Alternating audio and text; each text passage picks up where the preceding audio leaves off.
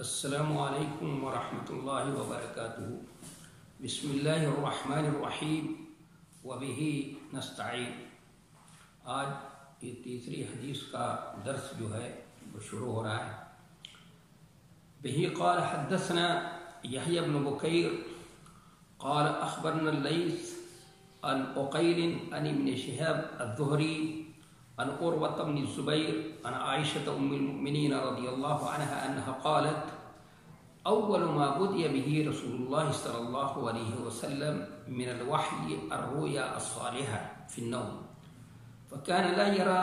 رؤيا إلا جاءت مثل فلق الصبح ثم حبب إليه الخلاء، وكان يخلو بغار هراء يا بغار هراء فيتحنث فيه، وهو التعبد الليالي ذوات العدد قبل أن ينزع إلى أهله، ويتزود لذلك ثم يرجع إلى خديجة فيتزود لمثلها حتى جاءه الحق وهو في غار حراء، فجاءه الملك فقال: اقرأ، فقلت: ما أنا بقارئ. قال: فأخذني فغطني حتى بلغ مني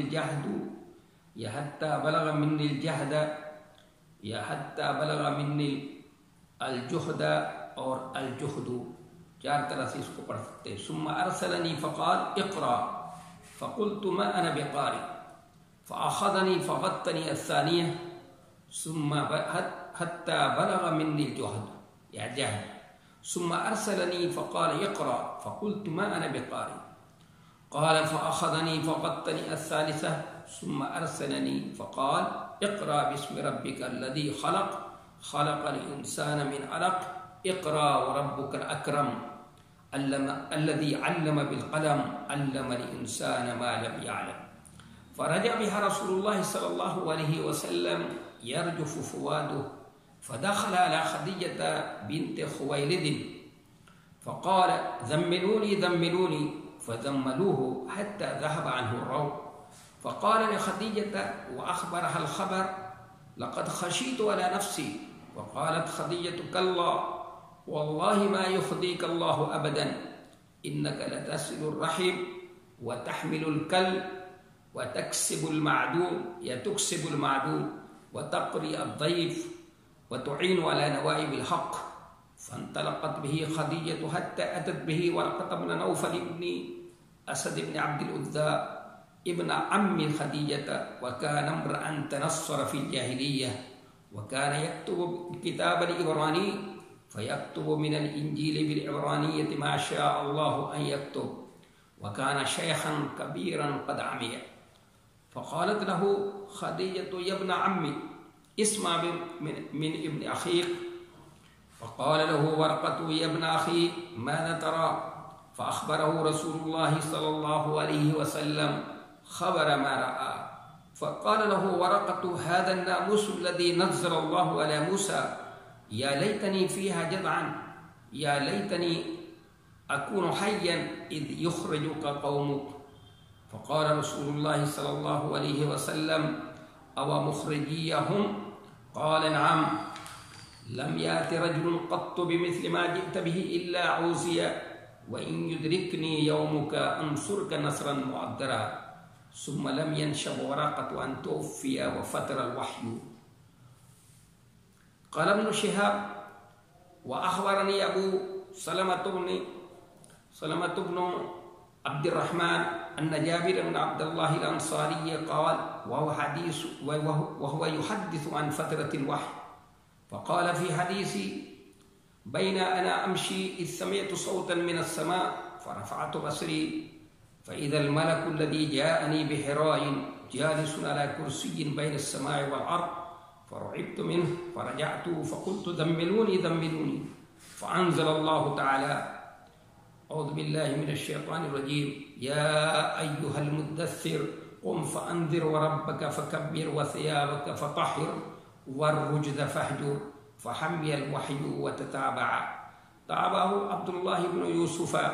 وأبو صالح، وتابعه هلال بن رداد عن الزهري، وقال يونس ومعمر بوادره او کما قال صلی اللہ علیہ وسلم۔ یہ حدیث گزشتہ 2 حدیثوں کی طرح سے مختصر نہیں ہے، اس لیے لمبی حدیث ہے، اس لیے لمبی حدیثوں کی تشریح کا میرا طریقہ یہ ہوتا ہے کہ اس میں ایک جملے کو پڑھتا ہوں اور اس سے جو بات سمجھ میں آتی ہے اس کی تشریح کرتا ہوں، اور پھر بعد میں جو اس حدیث سے ہم کو عملی زندگی میں جو فائدہ حاصل ہوگا اس کی وضاحت کروں گا انشاءاللہ۔ اس لیے اپنے طریقے کے مطابق ایک جملے کو پڑھتا جاؤں گا، اس کا ترجمہ کروں گا، پھر اس کی تشریح جو ہے کروں گا انشاءاللہ۔ تو دیکھیے یہاں پر بھی بہی قال حدثنا یحییٰ بن بکیر، امام بخاری رحمۃ اللہ علیہ کہتے ہیں کہ ہم سے یحییٰ ابن بکیر رحمۃ اللہ علیہ نے فرمایا۔ یحییٰ ابن عبداللہ ابن بکیر ہیں، یہ ان کا اصل نام یحییٰ ابن عبداللہ ابن بکیر نام ہے، یہ اپنے دادا کی طرف ان کی نسبت ہے، چونکہ دادا کے نام سے ہی مشہور رہے اور اس لیے ان کو یحییٰ ابن بکیر کہہ دیا۔ تو اصلاً تو ان کے والد عبداللہ ہیں۔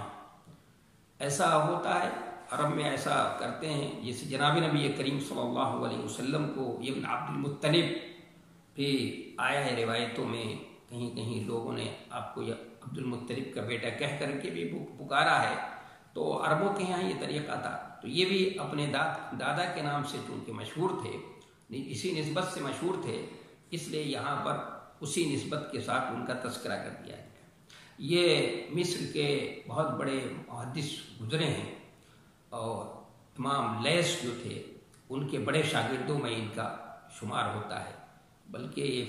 مصر کے بڑے فقیہ ہیں، یہ امام بخاری رحمۃ اللہ علیہ کے استاد ہیں۔ قال اخبرنا لیث،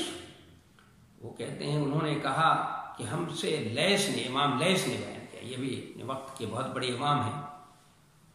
ان عقیل، انہوں نے کہا عقیل کے طریق سے، عقیل سے انہوں نے روایت کی ہے۔ یہ عقیل جو ہیں ان کو عقیل پڑھا جائے گا، یہ عقیل نہیں ہے، اس کو پڑھنے کا اس کا تلفظ عقیل ہی ہے، یہ تصغیر۔ اور یہ امام ابن شہاب زہری کے بہت بڑے شاگرد ہیں، اور سب سے عادل اور ثقہ ان کے شاگردوں میں ان کا شمار ہے، اس لیے عام طور پر روایت انہی سے ہوتی ہے۔ ان عقیل ان ابن شہاب الزہری، ابن شہاب زہری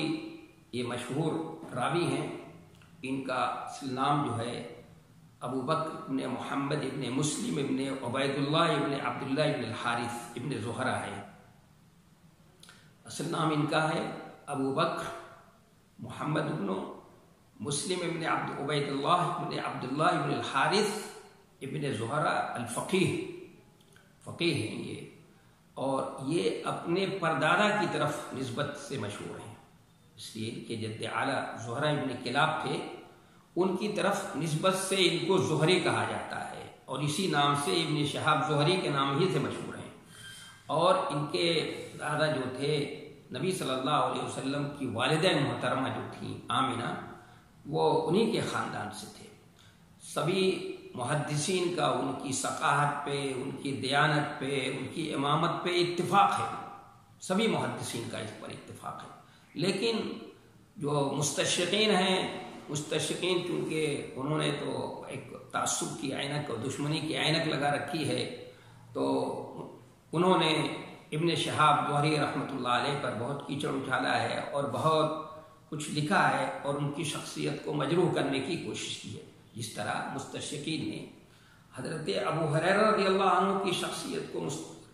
مجروح کرنے کی کوشش کی، اور انہوں نے کہا کہ یہ من گھڑت شخصیت ہے، اور مستشرقین نے بھی یہ کام کیا ہے، مستغربین نے بھی کیا ہے۔ تو اسی طرح سے ابن شہاب زہری پر، کیوں؟ اس لیے کہ ابن شہاب زہری سے بھی بخاری کی زیادہ تر روایتیں جو ہیں ابن شہاب زہری سے ہیں، اور حضرت ابو ہریرہ رضی اللہ تعالیٰ عنہ تو بہت بڑے محدث ہیں، تو اس لیے ان کی کوشش یہ ہے کہ ان کی شخصیت کو مجروح اگر کر دیا جائے تو مسلمانوں کے پاس جو حدیث کا ذخیرہ ہے وہ زیادہ تر جو ہے وہ مشکوک قرار پائے گا، اس لیے انہوں نے ان کی شخصیت کو مجروح کرنے کی کوشش کی ہے۔ کچھ مستشرقین نے بھی یہ کیا ہے، کچھ اپنے لوگوں نے بھی اس طرح کی باتیں کہی ہیں، اور بڑا افسوس ہوتا ہے کہ بہت اچھے اچھے لوگ جو ہیں کا قلم اس پہ جو ہے پھسلا ہے، اور انہوں نے ان کے بارے جیسے مولانا امین حسن اصلاحی صاحب نے بھی ابن شہاب زہری رحمۃ اللہ علیہ پر بہت کچھ لکھ دیا ہے اور ان کی شخصیت کو مجروح کرنے کی کوشش کی ہے۔ یہ بات صحیح نہیں ہے، جبکہ میں نے ابھی عرض کیا کہ سبھی محدثین کا ان کی ثقافت پہ، ان کی امانت پہ، ان کی دیانتداری پہ، ان کی عدالت پہ سب کا اتفاق ہے۔ تو جس کسی کی عدالت پہ سبھی محدثین کا اتفاق ہو، ان کی شخصیت کو مجروح قرار دینا، جیسے یہ لوگ حضرت ابو ہریرہ رضی اللہ عنہ کی شخصیت کو کہتے ہیں کوئی اسلام کا کوئی صحابی نہیں، اس طرح کا کوئی مسلمان صحابی ہے نہیں، یہ تو مسلمانوں نے گڑھ لیا ہے۔ تو اسی طرح سے حضرت ابن شہاب زہری رحمۃ اللہ علیہ کی بھی شخصیت کو مجروح کرنے کی انہوں نے کوشش کی۔ تو میں نے ان کا خاندان بھی بتا دیا کہ ان کا خاندان جناب نبی کریم صلی اللہ علیہ وسلم کی والدہ محترمہ کا جو خاندان تھا، اسی خاندان سے ان کو نسبت حاصل ہے۔ تو امام بخاری رحمۃ اللہ علیہ کے استاد کہتے ہیں، انہوں نے کہا کہ ہم کو لیث نے بتایا، اور امام لیث کہتے ہیں وہ عقیل کے طریق سے، اور عقیل جو ہے ابن شہاب زہری کے طریق سے، اور ابن شہاب زہری عروہ ابن زبیر جو حضرت ام المومنین حضرت عائشہ رضی اللہ تعالیٰ عنہ کی جو ہے وہ ہیں بھانجے ہیں، وہ اپنی خالہ جان سے روایت کرتے ہیں ام المومنین حضرت عائشہ رضی اللہ تعالیٰ عنہ سے کہ انہا قالت، وہ کہتی ہیں، کیا فرماتی ہیں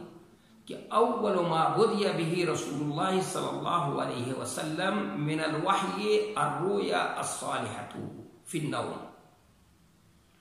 تو اس میں جو لفظ ہے انہوں نے فرمایا کہ انہا قالت اول ما بدی به رسول اللہ صلی اللہ علیہ وسلم من الوحی، یہاں پر جو من ہے اس میں دو احتمال ہے، من بیانیہ بھی ہو سکتا ہے اور من تبعیضیہ بھی ہو سکتا ہے۔ من تبعیضیہ ہوگا تو مطلب یہ ہے کہ وہی کی ایک قسم یہ تھی، اور اگر بیانیہ مانیں تو اس میں جو کہ آغاز جو ہوا تھا تو پہلے کیا ہوا تھا اس کی وضاحت جو ہے من بیانیہ بھی مانا جا سکتا ہے، تو یہ من بیانیہ بھی ہو سکتا ہے یہاں پر، اور یہ من تبعیضیہ بھی ہو سکتا ہے۔ الرؤیا جو ہے وہ خواب کو کہتے ہیں، لیکن یہ بیداری کی حالت میں جو دیکھا جاتا ہے، یعنی آدمی بیدار ہے، جیسے یہیں بیٹھا ہوا ہے، بیٹھے بیٹھے آدمی اپنے گھر پہنچ جاتا ہے اور گھر کے بارے میں سوچنے لگتا ہے، اور خواب جو نیند میں جو نظر آئے اس کو بھی لیے رویا کا لفظ خاص بولا جاتا ہے، یعنی عام لفظ ہے یہ رویا کا لفظ جو ہے عام لفظ ہے، اور اس کے برعکس منام کا لفظ جو عربی میں استعمال ہوتا ہے وہ نیند کی حالت میں، سونے کی حالت میں جو خواب دیکھا جاتا ہے اس کے لیے خاص ہے یہ لفظ۔ تو چونکہ یہ عام تھا، یہ لفظ عام ہے، بیداری کی حالت میں کے لیے بھی استعمال ہوتا ہے اور سونے کی حالت کے لیے بھی استعمال ہوتا ہے، اس لیے اس میں حضرت ام المومنین حضرت عائشہ رضی اللہ تعالیٰ عنہ نے فی النوم کی قید لگا دی۔ تو یہ قوم نوم فی النوم کی جو قید ہے یہاں پر اتفاقی قید نہیں ہے بلکہ اعتراضی ہے، یعنی یہاں پر یہ بتانا مقصد ہے کہ وہ نیند کی حالت میں۔ تو اب ترجمہ یہ ہوا، حضرت ام المومنین حضرت عائشہ رضی اللہ تعالیٰ عنہ سے روایت ہے، وہ فرماتی ہیں کہ انہا قالت، وہ کہتی ہیں کہ اول ما بدی به رسول اللہ صلی اللہ علیہ وسلم من الوحی الرؤیا الصالحۃ فی النوم، کہ شروع میں نبی صلی اللہ علیہ وسلم کے اوپر جو وحی کا آغاز ہوا تو وہ نیند کی حالت میں اچھے خواب دکھائے گئے آپ کو، رؤیا صالحہ بھی، اور ایک روایت میں یونس اور معمر کی روایت میں الرؤیا الصادقہ بھی ہے کہ سچے خواب دکھائے گئے آپ کو، یعنی گویا شروع میں نبی صلی اللہ علیہ وسلم کے اوپر وحی کا جو آغاز ہوا ہے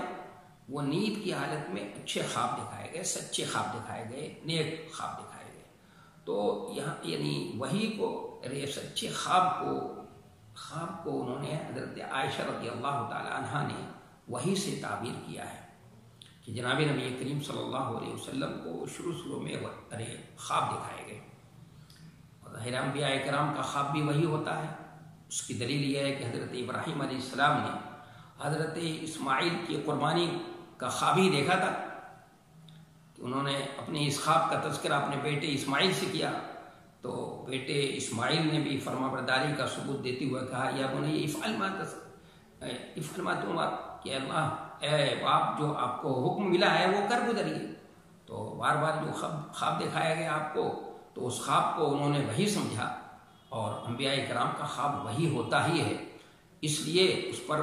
عمل کیا انہوں نے۔ ان کے بیٹے نے جو جواب دیا، یا ابتی فعل ما تؤمر، اے والد محترم جو آپ کو حکم ملا ہے وہ آپ کر ڈالیے، یعنی انہوں نے بھی اس خواب کو وہی سمجھا حضرت اسماعیل علیہ السلام نے، اور انبیاء کرام کا خواب جو ہے وہ وہی ہوتا ہی ہے۔ لیکن سوال ایک یہ ہے کہ حضرت ابراہیم علیہ السلام کو جو خواب دکھایا گیا تھا اور حضرت اسماعیل کی قربانی کرنے کا خواب جو دکھایا گیا تھا وہ ان کی نبوت سے سرفراز ہونے کے بعد دکھایا گیا، اور یہ جو حضرت عائشہ رضی اللہ تعالیٰ عنہ جن خوابوں کا تذکرہ کر رہی ہیں جو آپ کو خواب دکھایا جاتا تھا، وہ نبوت سے بھی سرفراز ہونے سے پہلے کی بات ہے۔ لیکن کسی کے ذہن میں یہ بات آ سکتی ہے اور یہ سوال کر سکتا ہے، یہ کہہ سکتا ہے یہ تو نبوت سے سرفراز ہونے سے پہلے کی بات ہے۔ تو یہاں کوئی اشکال کی اور کسی طرح کی اعتراض کی بات نہیں ہے۔ اصل بات یہ ہے کہ نبی علیہ السلام کو تو پیدا ہی کیا گیا تھا کس لیے؟ نبوت کے لیے۔ پہلے ہی دن سے اشارہ تھا کہ آپ کی پیدائش جو ہے غریب انداز سے ہوئی، کہ کس طرح کے کنگرے گر گئے اور یہ کا پانی خشک ہو گیا، اور پھر راہب کا وہ آپ کے چچا ابو طالب سے کہنا کہ بھئی یہاں سے کوئی بچے کو لے جائیے نہیں تو یہود دیکھ لیں گے تو اس کو مار ڈالیں گے، قتل کر دیں گے، یا درختوں کا سایہ کرنا، بادل کی ٹکڑیوں کا سایہ کرنا، درختوں کا سجدہ کرنا، اور کنکریوں کا کلمہ پڑھنا، یہ سب چیزیں اشارہ تھا اس بات کی طرف کہ آپ کو اللہ تبارک و تعالیٰ نے نبی بنا کر بھیجا ہے، آپ پیدا ہی کیا ہے اللہ تعالیٰ نے کس لیے؟ تاکہ نبی بنایا جائے۔ تو آپ صلی اللہ علیہ وسلم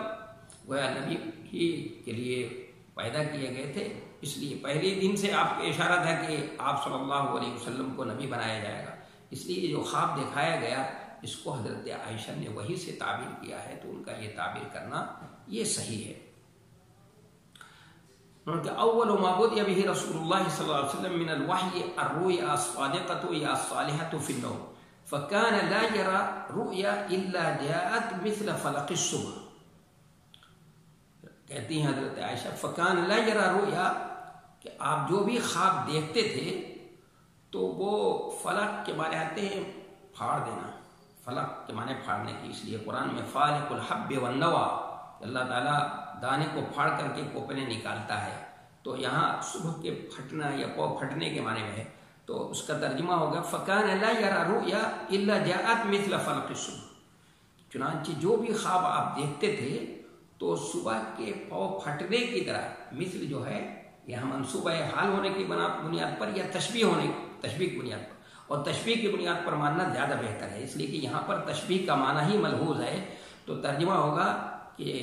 آپ جو بھی خواب دیکھتے تھے تو صبح کے پاؤ پھٹنے کی طرح سے، کیا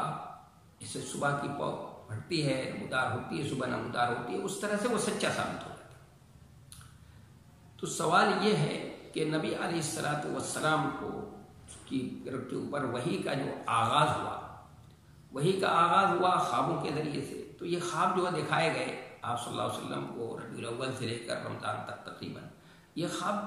شروع میں کیوں دکھائے گئے بھائی؟ اس کے پیچھے یہ آدمی کوئی سوال کر سکتا ہے، کوئی پوچھ سکتا ہے یہ سوال کے پیچھے ان خواب کو جو دکھایا گیا آپ صلی اللہ علیہ وسلم کو، تو اس کے پیچھے مقصد کیا تھا، اس کے پیچھے فائدہ کیا ہے؟ تو اس کے پیچھے مقصد یہی ہے کہ آپ صلی اللہ علیہ وسلم کو آپ صلی اللہ علیہ وسلم کی عالم بالا سے مناسبت پیدا ہو جائے، اور آپ پہ اوپر جو وحی کا نزول ہونے والا ہے،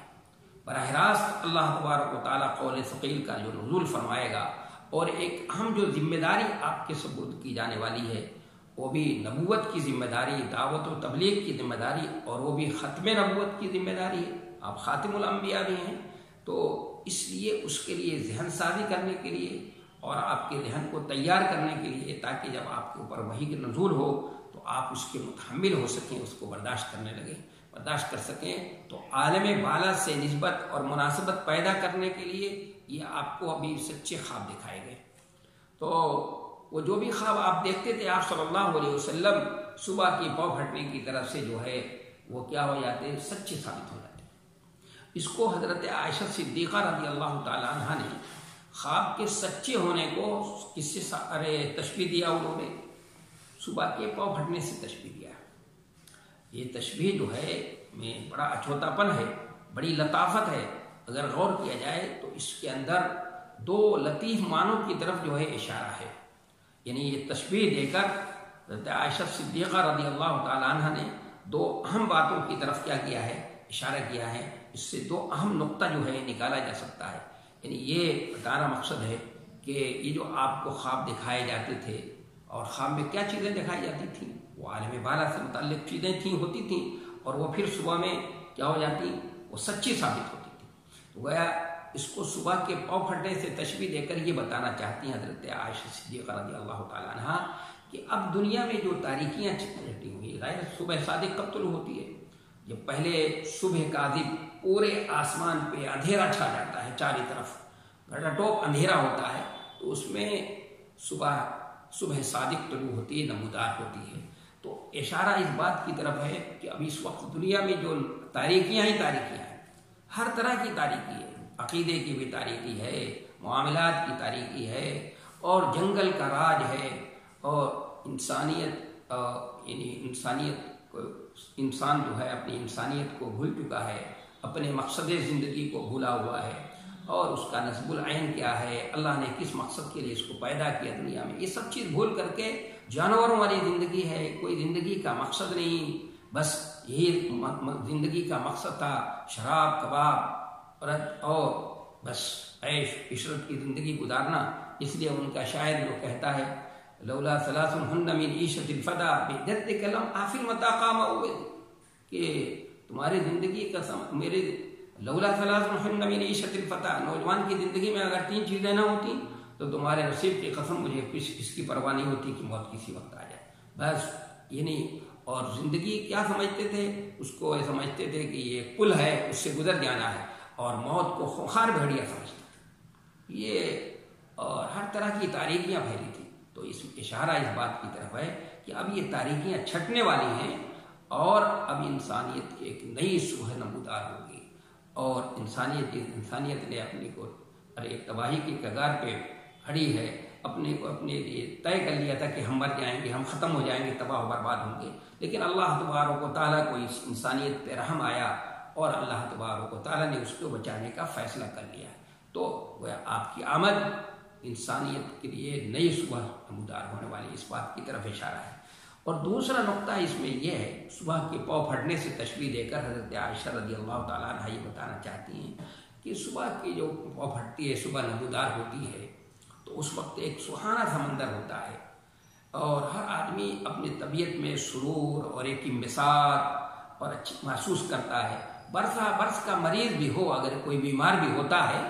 تو وہ بھی اپنے طبیعت میں تھوڑا انبساط اور سرور محسوس کرتا ہے، اپنی بیماری میں تھوڑا کمی محسوس کرتا ہے، اس کو خوشی ہوتی ہے. تو اسی طرح جناب نبی کریم صلی اللہ علیہ وسلم جب صبح کو اٹھتے اور صبح نمودار ہوتے، اس وقت جو ہے اب یہ خواب سچے ثابت ہوتے، تو آپ صلی اللہ علیہ وسلم کو بھی ایک طرح کا سرور اور انبساط اور ایک طرح کی خوشی ہوتی. جس طرح صبح کے پاؤں پھٹنے سے لوگوں کو ایک سرور اور انبساط لوگ محسوس کرتے ہیں، برس کا مریض بھی انبساط محسوس کرتا ہے. تو یہ تشبیہ دے کر ان دو معنوں کی طرف جو ہے حضرت عائشہ صدیقہ رضی اللہ تعالیٰ عنہ نے جو ہے اشارہ کر دیا.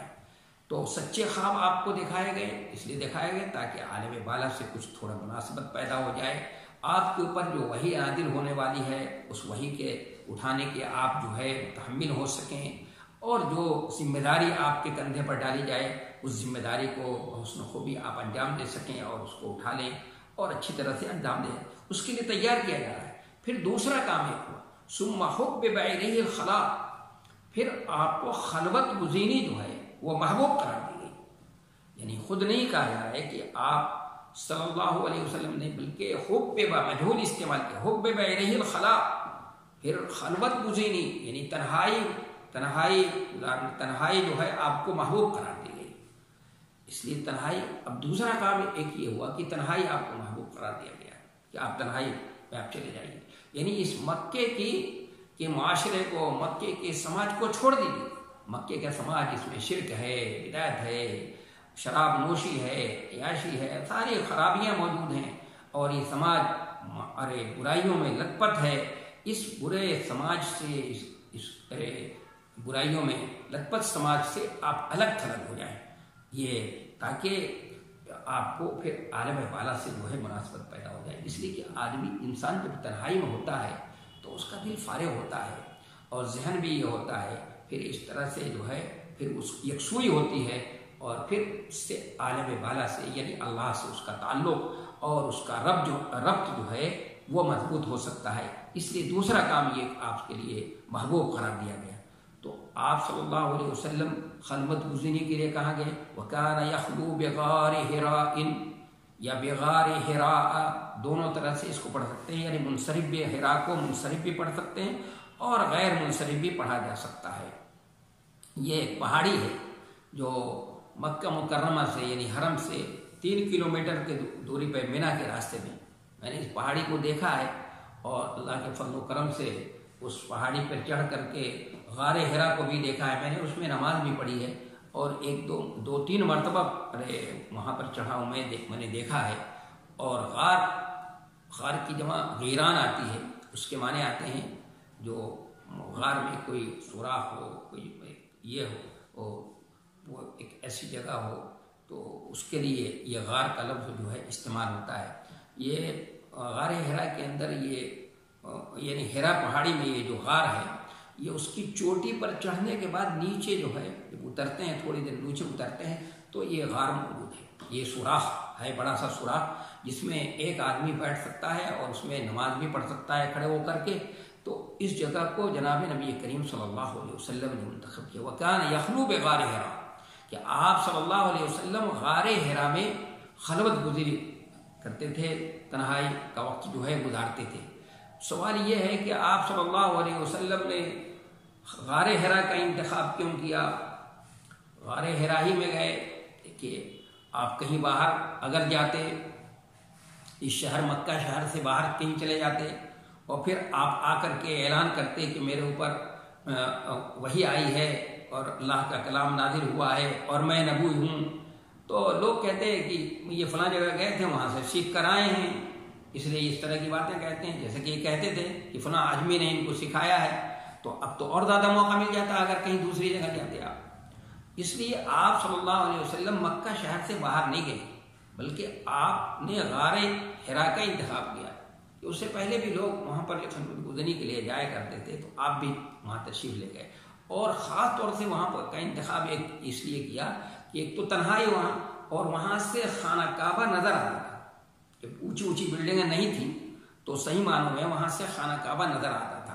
تو ایک خلوت گزاری ایک تو خود عبادت، اور خانہ کعبہ وہاں نظر آئے، خانہ کعبہ کو دیکھنا یہ بھی عبادت، اور پھر اس میں جا کر آپ عبادت کرتے تھے۔ تو اس لیے آپ صلی اللہ علیہ وسلم نے اس جگہ کا انتخاب کیا کہ وہاں سے خانہ کعبہ بھی نظر آتا تھا، اور ایک تو تنہائی اور خانہ کعبہ بھی نظر آ رہا ہے، اور تنہائی میں عبادت کر رہے ہیں آپ صلی اللہ علیہ وسلم۔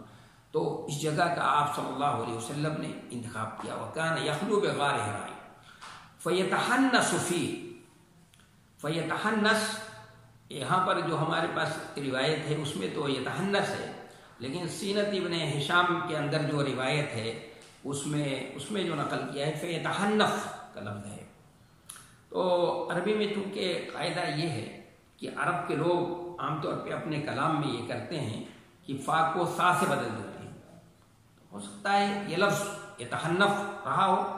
اور عربوں کا جو طریقہ ہے کہ فا کو سا سے بدل دیتے ہیں، تو فا کو سا سے بدل دیا تو یہ تحنف ہو گیا۔ تو یہ تحنف کے معنی ہوتے ہیں دین حنفیت کی اتباع، یعنی حضرت ابراہیم علیہ السلام کے طریقے کے مطابق آپ عبادت کرتے تھے۔ تو فیتحنف کا ترجمہ ہوگا کہ آپ صلی اللہ علیہ وسلم اس کے اندر، اس لیے ابن شہاب زہری نے یتحنف کا ترجمہ بھی ہوا تعبد کیا ہے،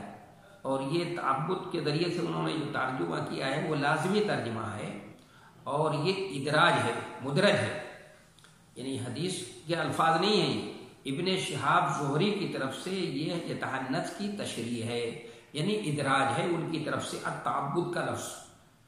تو یتحنس، اگر یتحنس بھی پڑھیں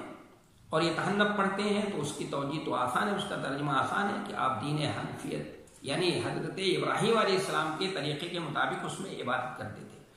اور فیتحنس اس کا بھی ترجمہ امام ابن شہاب زہری رحمۃ اللہ علیہ نے تعبد سے کیا ہے، تو میں نے بتایا کہ یہ لازمی ترجمہ ہے۔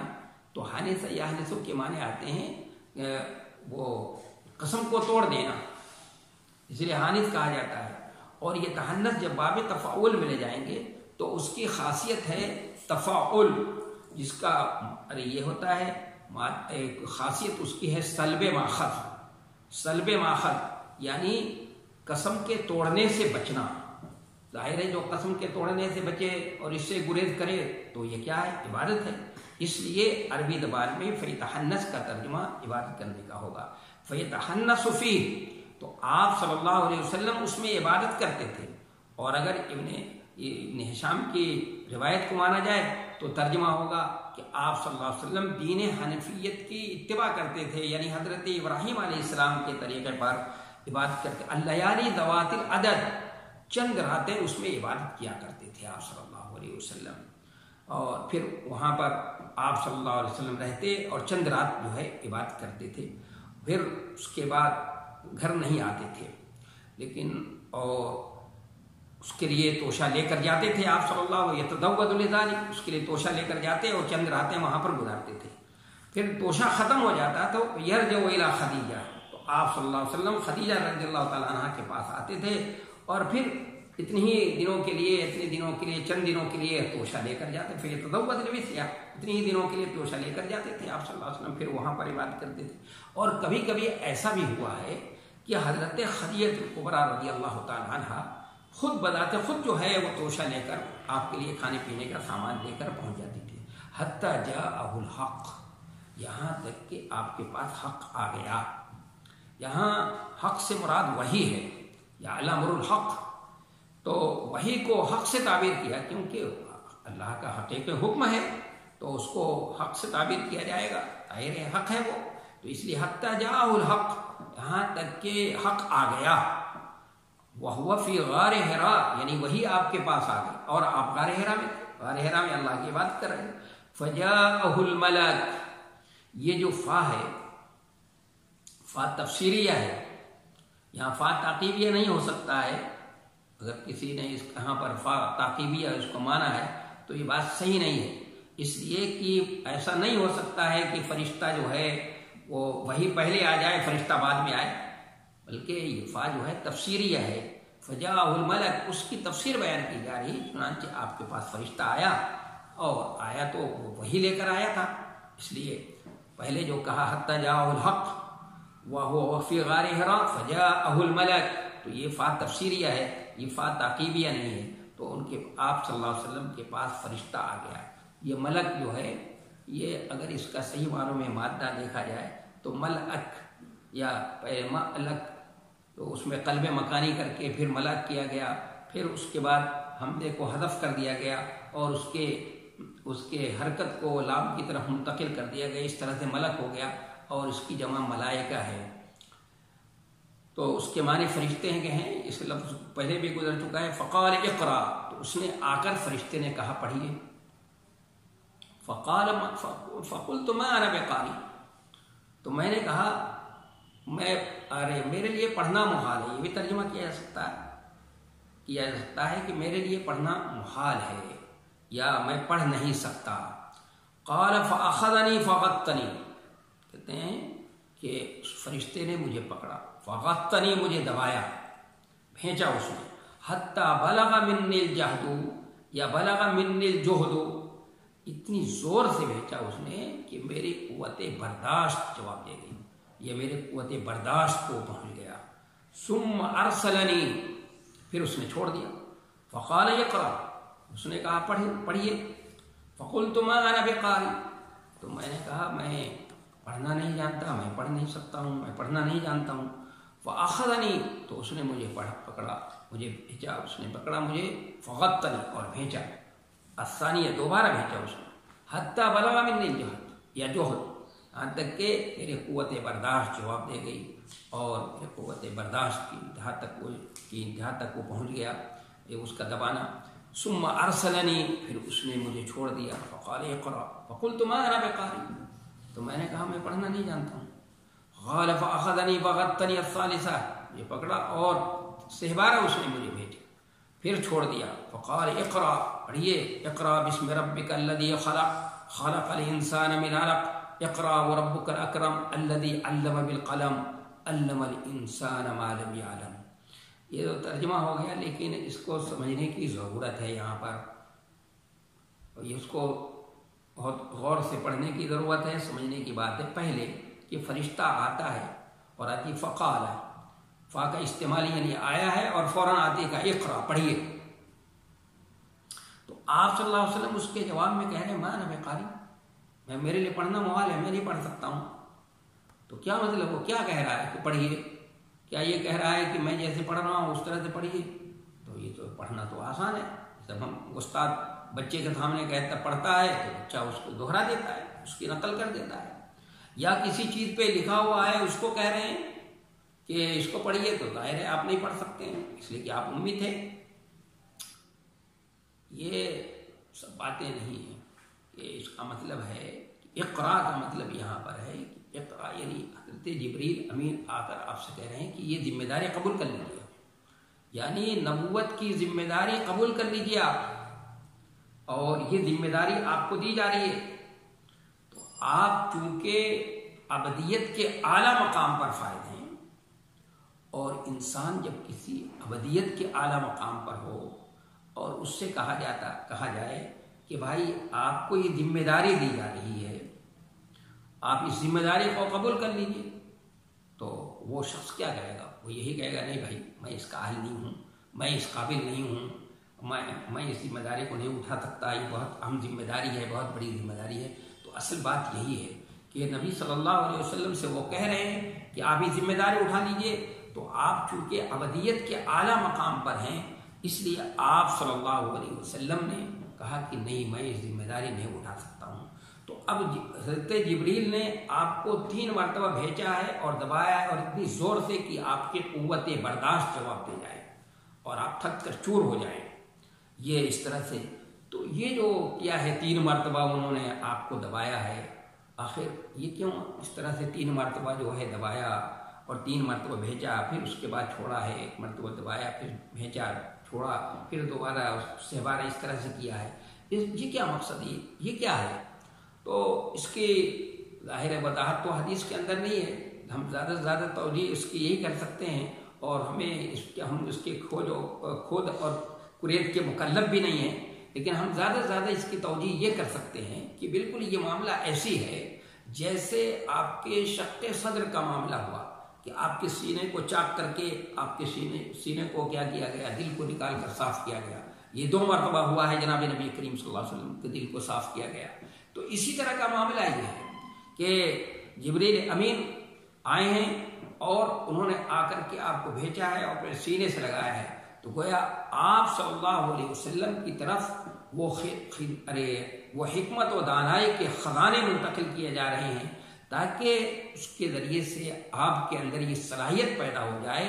कि ये दोबारे गिरा और ये बड़ी अजीम जिम्मेदारी आपकी तरफ पर डाली जा रही है, उस जिम्मेदारी को आप अदा कर सकें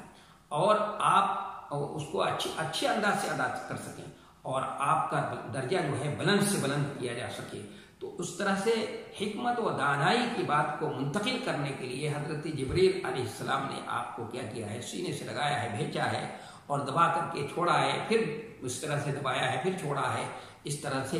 वही बिल्कुल अंदाज है जो शक्के सदर वाले में होता था। इसी तरह से उन्होंने आपकी तरफ हिकमत और दानाई की बात मुंतकिल कर दी, ताकि आप इस जिम्मेदारी को आसानी से इसको उठा लें और आसानी से और सही तरीके से इसको अदा कर सकें। इसमें वो तौजीहात नहीं की जाएंगी जो सूफियाए कराम ने बड़ी अजीब अजीब तरह की तौजीहात की है, और उन्होंने तवज्जो और कोई इस तरह की तवज्जो है डाली थी हज़रत जिब्रील अमीन ने, और इसकी तवज्जो इस तवज्जो का नाम ये है, मालूम नहीं उनके यहाँ जो सूफियाए कराम के यहाँ इस्तिलाहें हैं उसकी बहर सूरत यहाँ पर कोई गुंजाइश नहीं है, और उसकी किसी हुलूल की और हुलूल के अंदाज की तौजीहात उन्होंने इस तरह की तौजीहें की हैं, लेकिन बहर सूरत इस तरह की किसी तरह की तौजीह की गुंजाइश नहीं है यहाँ पर। اور اس میں ہم اس کے مکلف بھی نہیں ہیں خود قریت کے. میں نے جو اشارہ کیا کہ بالکل اس کو شق صدر کی طرح سے اس کو ماننا چاہیے کہ جیسے واقعہ پیش آیا تھا اسی انداز کا یہ واقعہ ہے، اور آپ کی طرف حضرت جبریل علیہ السلام نے اس انداز سے حکمت اور دانائی کے خزانے جو ہے وہ ان کی طرف آپ صلی اللہ علیہ وسلم کی طرف منتقل کیا. اور پھر جب وہ چیز منتقل ہو گئی اور یہ دکھا دیا انہوں نے کہ دیکھیے آپ ہی اس کے اہل ہیں. آپ پہلے تو انکار کرتے رہے، لیکن جب دیکھ لیا کہ نہیں بھائی میرے اندر یہ صلاحیت ہے، ٹھیک ہے میں اس کو کر سکتا ہوں، تو آپ صلی اللہ علیہ وسلم نے پھر پڑھنا شروع کر دیا. تو اس لیے تیسری مرتبہ میں، اور ظاہر ہے کہ یہ کام ایک مرتبہ میں نہیں کیا جا سکتا تھا، آہستہ آہستہ جو ہے یہ اس کام کو کیا ہے. تدریجی طور پر حضرت جبریل علیہ السلام نے مرتبہ دبایا ہے، بھیجا ہے، پھر چھوڑ دیا ہے، پھر دوبارہ کیا ہے، پھر سہبارہ کیا ہے، پھر اس کے بعد آپ سے کہا اقرا بسم ربک الذی خلق خلق الانسان من علق اقرا وربک الاکرم الذی علم بالقلم علم الانسان ما لم یعلم.